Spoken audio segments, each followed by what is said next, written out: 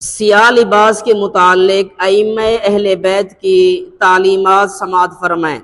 حضرت امام جعفر صادق رحمہ اللہ کا فتویٰ فروع کافی اور پھر یہی فتویٰ من لا یحضرہ الفقیہ کے اندر موجود ہے۔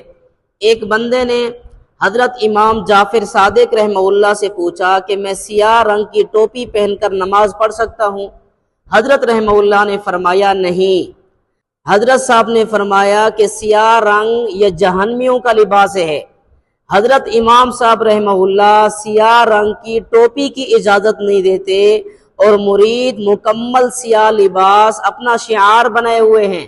اور من لا یحضر الفقیہ کے اندر حضرت علی المرتضیٰ رضی اللہ تعالی عنہ کا فرمان موجود ہے۔ علی المرتضیٰ رضی اللہ عنہ اپنے اصحاب کو تعلیم دیتے ہوئے فرماتے ہیں کہ سیاہ لباس نہ پہننا یہ فرعون کا لباس ہے۔